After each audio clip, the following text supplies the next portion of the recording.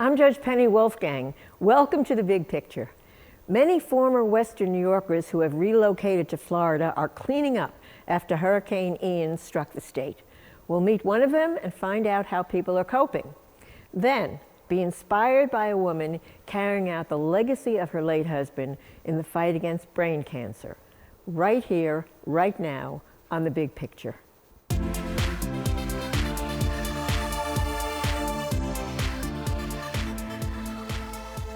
Hello, everyone.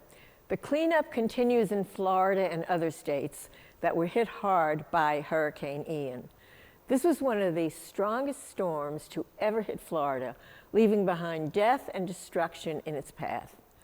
By some estimates, this will take years and billions of dollars in order to recover. Thousands of Western New Yorkers spend the winters in Florida or have moved there to enjoy the lifestyle that it affords. One of these people is Tony Polino, a Buffalo native who has been a resident in the Sarasota area for close to 40 years. His relatives up north include the Billataire family, owners of Chef's Restaurant. Tony joins us via Zoom technology to give us an update on how things are going. Welcome, Tony. Tell us where you were. Could you tell us where you were during the storm? I was hiding in my house. Hiding like where? No, actually, we were in the house. Everything is shut down. Nobody wants to be out in the roads with 115-mile-an-hour gust. And basically just riding out the storm. We had boarded up. We boarded up, I should say, steeled up my daughter's new home. They get the fancy shutters. Us common folk that live in the older homes get wood to board up with. So are they in a different home? Your daughter and family are in one home and you're in another? Yeah, I live about 8 miles from the coast near the interstate, I-75. They live probably about 6 or 7 miles east of us, primarily because that's where the growth is, as everybody's been moving down, especially the last 2-3 years. Growth is overwhelming. They build houses by the thousands now. Now, when you were describing your daughter's home, I think you're talking about what we're calling hurricane-proof, quote unquote. Was hers hurricane-proof, and is that what you're describing in the newer homes that have not just boarded up, but have other, hurricane stuff? Hurricane means? Steel shutters, things like that? After Andrew hit the southeast coast, Florida, Miami, Homestead, in '92, the building codes pretty much were changed, and hardened that was a Category 5 storm. Even if you do a roof replacement now, you're building it to 1992, or we call, the hurricane codes, which is a good thing. Our house was built in the late 70s, 77, 78, so the codes were a lot less restrictive. Now, just to put a roof on your house, you do certain things. It has to be affixed a certain way, and so on, which is good, because if the roof lifts off, the air gets in the house and the roof comes off, and that's where you get catastrophic damage. Thank God we had a roof maybe 15 years ago. It was forced by the insurance company. They have their way around here, and that hardened our way of it connected to the trusses and to the frame. Most construction down here is block. There is wood construction. So her house is built brand new. They moved in May. It has everything but hurricane windows. So if you don't have hurricane windows or roll down storm shutters, you're getting a corrugated, galvanized metal. She had about 100 of them to put up. She's got a decent sized house. So that basically hardened your house, yes. Were you told to evacuate? Were people ready for this kind of a storm, or did they think it was going to veer off like others have? There was mandatory evacuation on the Keys, If you live in a mobile home and there's a storm coming, if you should leave because they just peel open like paper bags. And those people traditionally they go out east, maybe 30, 40 miles from where I am. Arcadia in the middle of the state, halfway in the middle of the state. Charlie fooled them back in 2004 when Charlie made a direct decided to come up the west coast and was heading towards Tampa area, decided to come in south of us. When it came in south of us, it decided to come right across where all the people ran to. So they figured out, oh, maybe it's not safe to be in the middle of the state. And it went out Orlando and out the other end. And that year was 2004. And I remember we had 4 storms. Another one came in. I think, I don't remember if it was Francis or Ivan. There was 3 of them after that, Ivan and Janine and Francis. And the other one came in from the East Coast and made an X on Arcadia, which is a small farm, inland community, very rural. So people rethought where they were going to evacuate to. Unfortunately, we've been here 40 years and people get complacent. I mean, we've had so many storms that come up. The West Coast has been blessed for many, many, many years because they kind of skirt around the Gulf and they may go straight up the Gulf. They may go to Texas going west. If they go straight up the Gulf like Katrina did back in, I think that was '05, you see the devastation that happened to New Orleans. I think there was like 1,800 that were killed there. We're over 100 right now.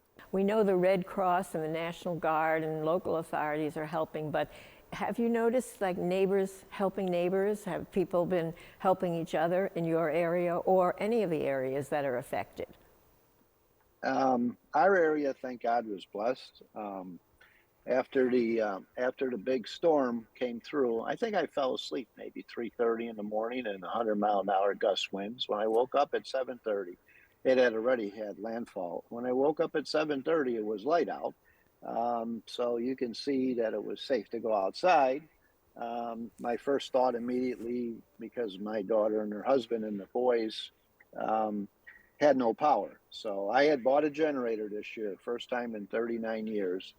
When you play poker, you only can win. You only lose so many hands. You only win so many hands until your luck changes. And I figured after 39 years, I found one on sale at Costco's and I bought it. I figured with their new house and my house, one of us can use it. Me thinking that I live in an older neighborhood with above ground poles and wires that I'd be the one out. But I left it at their house and we got it ready to go. I bought it in June, I think.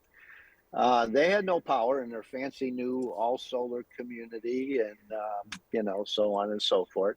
So I left at 7:30. I looked outside. There was debris damage. One of my big oak tree in the front yard was cracked, a couple branches, but not in the road. And I looked down one end of the road. There was a tree down. And, living in the same house for 39 years almost, you pretty much know which way you can get out because of the way roads and flooding are. So I got out of there. I got on the interstate, which was the safest thing, got to her house. We ended up getting her generator running. And when I got home at 1 o'clock in the afternoon, I come home and find that my one neighbor on my one side had cut up the tree, got a ladder, trimmed down the tree. They had stuff piled outside. Everybody pretty much pitching in. So that's heartwarming. That's yeah. good. When I was That's heartwarming. at it is my my daughter's house. We got extra cords. We got both of the people on both sides of them. Basically, you want to get your refrigerators running. I mean, you don't want to lose the stuff in the refrigerator. We don't live in Buffalo. It's not like the blizzard of 77 where you're going to freeze to death. You may sweat a little, but if we get refrigerators running and we can, if you got TV or cable, you can charge your cell phone, charge little stuff like that. You're doing okay. Have you heard of anything negative? Have you heard of any negative reports like of violence or looting or anything like that? in Florida? Well, we are a Second Amendment state. Pretty much everybody has a gun, so people should be kind of cautious what they tend to do. There was something in the news yesterday or the day before. Northport, which is only 35 minutes south of us, and I have friends that live down there and coworkers that live there. They were hit pretty hard. They had no electricity, they had no water, they had impassable roads because of flooding, and this is north of where the real damage is. Okay, the real damage is down in Fort Myers Beach. Is pretty much wiped out. Captiva, Sanibel, Marco Island. They're still looking for people that are missing down there. But even there, the gas lines who had gas, some lady decided to point a gun at some other person, because they thought that they were cutting in line when they were making a U-turn. But that's people. People get frustrated. Hopefully they don't do anything stupid. So here's the big question now. We talked about all the people that go, all the snowbirds that go over there, and that you've been in Florida for 40 years now, and everybody, has wanted to be where the warm weather is. But you just brought up the major point of the whole story, which if you live in Buffalo, you might have like the blizzard of 77, but other than that, you have some snowstorms, you stay inside, right? As Mayor Griffin said years ago. Are people going to come back now? Are you coming back, Tony? Here's a big question. After 40 years, you coming back here instead of Florida? Hell no. Hell no. No? Yeah, hell no. But on a serious note, do you think people are going to now think maybe it'd be better to live up north than to live in Florida with all of you already mentioned, the hurricanes before? You're not safe anywhere.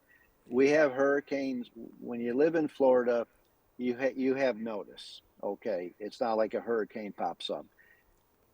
If you live in California, you live out west, you have earthquakes that just happen randomly. If you live in Oklahoma, you live in the mid of the country, you have tornadoes. And I worry more about when a hurricane comes around. I worry more about tornadoes spun off, because a tornado you are defenseless against. We don't live in a part of the country where we have tornado shelters and so on and so forth. We knew this storm was coming. This storm we knew was coming when it was 1,500 miles out. Anybody that lives on the coast, anybody that lives in a mobile home, anybody that lives in a barrier island, if it's coming your way, it's prudent to leave. Can you have total destruction and death? Of course you could. Right. But Okay. but after 40 years, okay, after 40 years, again, you're gonna stick with it. But I just want to say, end by saying, we hope you'll be safe. And Tony Polino, Buffalo native, I just want to bring that up again, living in the Sarasota area of Florida. We hope you'll be safe, and we hope you'll come back and visit us anyway here at Chefs. And thank you so much at Chefs and here at WBBZ in your hometown. Thank you so much for talking to us. Now remember, everybody, you can make a contribution to help by going to the website redcross.org.